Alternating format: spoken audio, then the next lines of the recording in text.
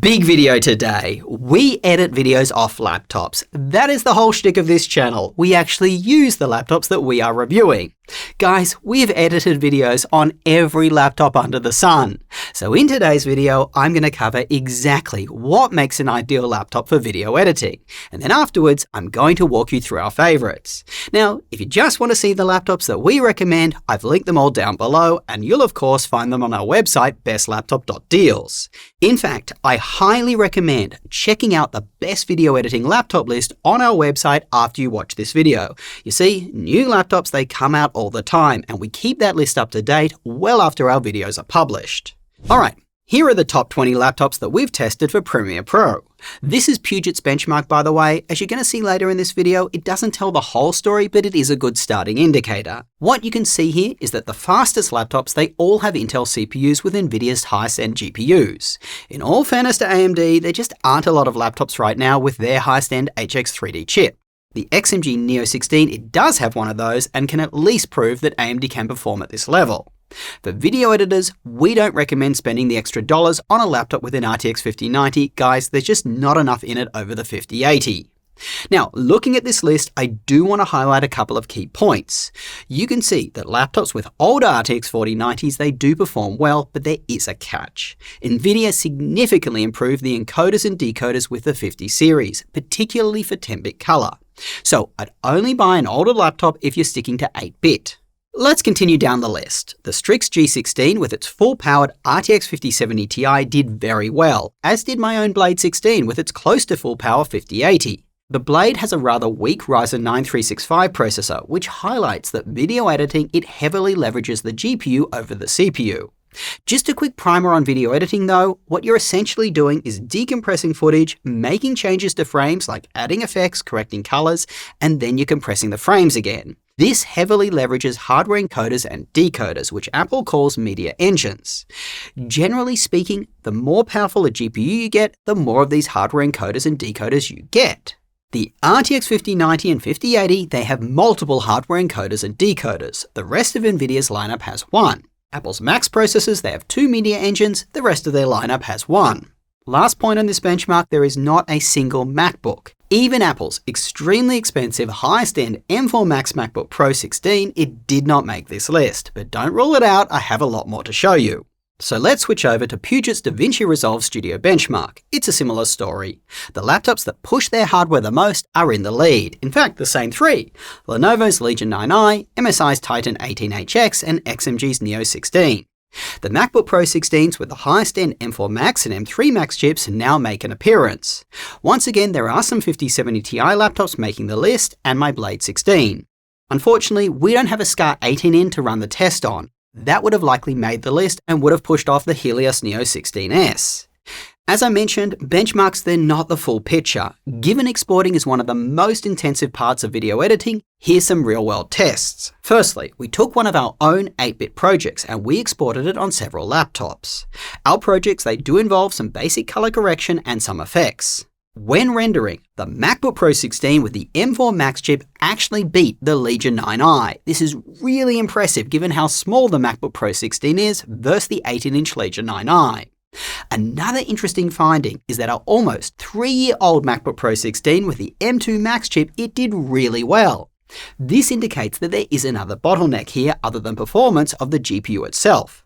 The M4 Max chip, it should have a much more powerful GPU than the M2 Max. What I believe is happening is that these laptops perform so closely together because they both have two media engines. Now, if these laptops that I've been talking about today are all just too expensive, don't worry, you only have to wait another 2 minutes for the Legion 7i to render. If you're just a hobbyist making videos for fun or you can't afford a more expensive laptop, a laptop with a mid-range GPU like what's in the Legion 7i, it's completely sufficient. For a professional outfit though, like us, 3 minutes is a lot. You see, most of our videos are rendered multiple times. We send completed videos out to people to review. Sometimes we have to re-render due to artifacts in the render. We also render multiple videos per week, and we have bigger video projects than what we're showing you here. As you can see, 3 minutes, it quickly multiplies and becomes a lot. Now, Upping the ante to a 10-bit project, the Macs just dump on these Windows laptops. FYI, you'll notice that we aren't showing you how the Legion 9i performed with 64GB of memory, because we got weird results, so we're showing you 32GB here. In fact, this is a good time to talk about memory. Both the Legion 9i and the Legion 7i do have upgradable system memory, so we tried 16GB, 32 and 64, all at the same memory speeds within each Windows laptop. You can see for an 8-bit project, 32GB gives you a good lift over 16. Moving up to 64GB didn't make as much of a difference. On a 10-bit project, 64GB makes a difference, but again, it's a couple of seconds. This is for our mid-range Legion 7i. As I mentioned, our more powerful Legion 9i actually performed worse with 64GB than with 32. Zeph, he tested this multiple times. Overall, what he found was that for 10-bit projects, at least in Premiere, results were often all over the place. Storage is simple. I wouldn't go any lower than 1TB for video editing. Video files are just big. 2TB is the sweet spot right now. That's if your laptop doesn't have upgradable storage. I'm looking at you, Mr. MacBook. Above that, the price is just ridiculous and you should look at other storage alternatives. Overall, a good video editing laptop, it needs to tick 4 boxes. It needs to be smooth when working in the timeline, it needs to be fast to export, it needs to have a great display, and it needs to be comfortable to actually use. When it comes to working smoothly in the timeline, guys, this is really a factor of how powerful the laptop is, which I think we've covered at length at this point. In terms of the display and the overall comfort, I'm going to go through that now as I walk you through our top 10 video editing laptops. I'm going to start with the most powerful ones and the most expensive ones, and then I'm going to move down to more portable ones. And don't worry, they're not all going to be insanely expensive, there will be some better priced ones. We're going to start with the Legion 9i. It is the most powerful laptop we recommend. What makes it a great choice for video editing isn't just its raw performance. It's got a gorgeous 18-inch 4K plus display. Video editing, it has a ton of small text on screen, and such a pixel-dense display just makes everything look really sharp and easy to read. Plus, a lot of video editors are really going to like having a display that can show true 4K content. Other than this, its screen is bright, it has a wide color gamut, which is very important for editing. In fact, guys, I'm not actually going to call out color gamut on every one of these laptop recommendations. If I'm recommending it today, it already has a good one. I'll just put its measurements on screen. Now, continuing with the Legion 9i, it also has a whopping 4 memory slots and 4 storage slots. And it exhausts hot air out the back so it doesn't blow on your mouse hand. But the Legion 9i has one big con. It gets really warm and you feel it.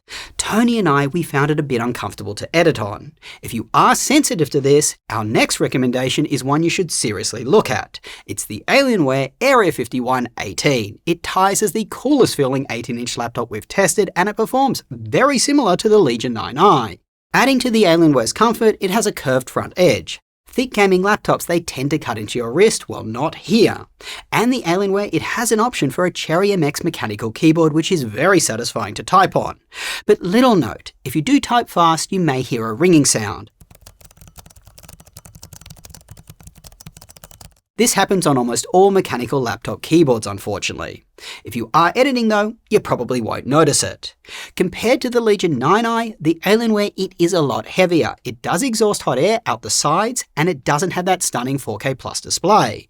Its display, it isn't bad, but it is 2560 by 1600. Now, spread across such a large panel, it just isn't the sharpest. But that resolution, it has its advantages. It's better for gaming. It's easier for the GPU to drive.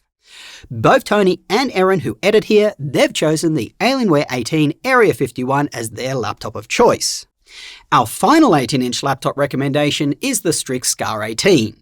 This is similar to the Alienware in that it feels cool to the touch and has a 2560 by 1600 panel. Actually, the Scar has an even nicer panel to look at because it's mini LED. Anyway, the Scar beats the Alienware in terms of portability. It's more compact and lightweight, but it doesn't have that curved front edge, nor the option for a mechanical keyboard. It's our editor Taylor's favourite laptop. But what happens if you want an actual portable laptop, but you don't want to sacrifice on performance? The Strix Scar 16, that is the one to get. The Scar comes with high-end hardware and also has a stunning mini LED display, but what makes it truly stand out is how cool it feels and how quiet it is. This is just a hallmark of Asus's thick gaming laptops. The Strix G16, the value for money gaming laptop, it also feels much cooler than its competitors. I want to make an important point here. Gaming laptops are designed to keep the left and the right side of the laptop cool. That's where your hands normally are when gaming. In video editing though, you use the full keyboard. So just because a laptop feels cool for gaming, it doesn't mean it feels cool for editing. That's why we're making just such a big thing about laptops that feel cooler throughout. In addition to this, not having a number pad like the Scar, that helps a lot too. You see, laptops are designed to be warmer in the center. Laptops with number pads, they push your right hand closer to the center where it is hotter. This is particularly noticeable on 16-inch laptops where there is less space. So the Scar wins again here for not having a number pad. Other than this, the Strix Scar 16, it exhausts air out the back so your mouse hand never gets warm. Guys, this is just icing on the cake at this point. Look, Colin, he's our OG video editor and he travels a lot. He just upgraded to the Strix Scar 16 and he loves it. Now, if you want something similar to the Scar, but you don't have as much money to spend, Asus's Strix G16, that's the way to go.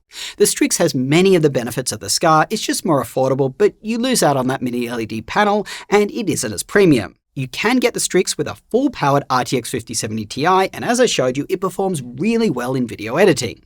We actually prefer both those Asus laptops over competitors like Lenovo's Legion Pro 5i and Pro 7i, as the Asuses, they just feel cooler to the touch while editing.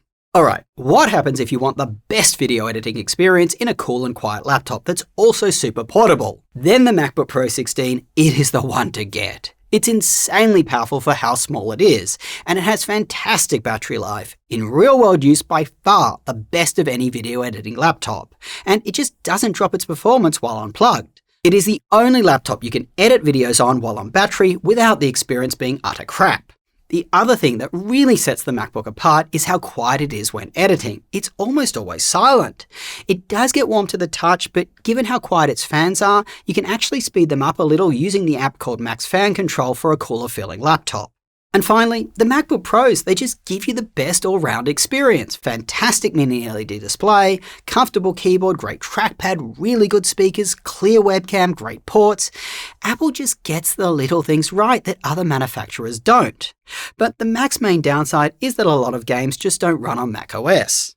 So what happens if you want a MacBook-like experience in a Windows laptop? Well, the ProArt P16 is what you want. The RTX 5090 model comes with a gorgeous 4K tandem OLED display. It does have soldered memory, but no need to worry as the 5090 version comes with 64GB. Now, I wouldn't rule out the 5070 models either. There are actually two of them, one with a 4K 60Hz display and one with a 2880 120Hz display. They're nice, but they're not as good as the tandem OLED. And of course, the 5070, it puts you firmly in mid-range performance. Now, just like the Mac, the ProArt, it doesn't get overly warm or loud while editing, and it's also very light and portable, but its battery life, it isn't as good as the MacBooks. Now, another option is Asus's Zephyrus G16. This is the gamer version of the ProArt. Same chassis, it just uses Intel's mid-range chips, not AMD's, and it comes with a lower resolution 2560 by 1600 OLED panel. And it has options for more GPUs, such as the 5070 Ti and the 5080. Look, choose the G16 if you're a gamer first and an editor second. But if you're happy with a mid-range GPU, the Legion 7i is my personal favorite. It's a little larger and slightly less portable than the Zephyrus G16, but guys, it's in the same class of laptop. Compared to the Zephyrus, its OLED display is much brighter. It has a much more powerful CPU and it looks a lot nicer. It came in second out of the best looking laptops we've ever seen in our recent video where we ranked them all. If that wasn't enough for you, it has the best keyboard I've ever used. Just look at those super big arrow keys. No mispressing keys here.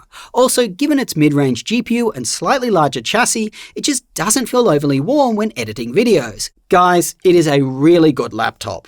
Now, if you want more GPU power in a thin and light 16-inch laptop than what the Zephyrus gives you, well, the Blade 16, that's the answer. Its GPUs are fed more wattage and just perform better. In fact, I've edited more videos this year on the Blade 16 than any other laptop. What makes the Blade just so enjoyable for me is its stunning OLED display, its comfortable keyboard, excellent ports, how premium it feels, and how good it looks. I just feel special using it, and it has minimal heat and fan noise. I just find it really comfortable. Guys, I'm going to sound like a broken record with what I'm about to say next, and I think you know what's coming, but buy a Razer at your own risk. Razer laptops have niggling issues. My Blade 16, it just sometimes doesn't go to sleep when I close the lid. It just gets really hot and just cooks itself in my backpack. And Razer support is outright a clown show. I have a really funny video out on this, which I'll link down below. Go watch it after this one if you want to have a laugh at my expense. Finally, if you want even more portability, there's only one 14-inch laptop I recommend for video editing, the MacBook Pro 14. No other 14-inch laptop offers as much performance without massive compromises. Either they get super hot, they have terrible battery life, you guys get the point. The smaller MacBook Pro just carries across pretty much all of the benefits of the larger MacBook Pro 16. The main difference is the screen size. Actually, one other difference. If you get a Max chip in the MacBook Pro 14, it won't perform quite as well as it does in the 16. The 16 just has a beefier cooling solution, so the processor can run faster. By the way, if you're choosing between the new M5 MacBook Pro 14 and the M4 Pro model, both can edit, but the M4 Pro, it's a much better choice. It's more powerful and comes with more memory. Well, this has been a long video. I think my voice is going. I hope I provided you with enough information to choose your next video editing laptop. As I said, make sure to regularly check our website, bestlaptop.deals. Our recommendations will be kept up to date over there well after this video goes live. And of course, over there, we scan prices right across retailers to bring you the best deals. If you're still watching at this point and you aren't already subscribed, what are you doing? My mother has specifically said it makes her very proud when people subscribe, and I know that you want to make her proud. Till next time, go do something awesome with your day, and I will catch you later.